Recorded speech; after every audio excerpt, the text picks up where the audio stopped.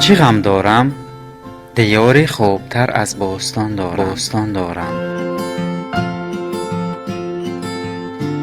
قوی از مظفر ایجاد خلق قهرمان دارم.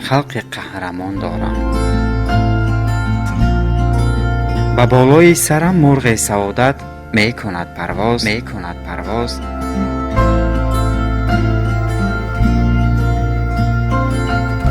زمینی سبز و خورم آبهای زرفشان دارم.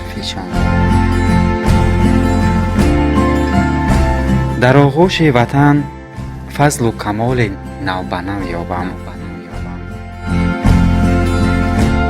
جهان داند که بی ظلم و اسارت من وطن دارم.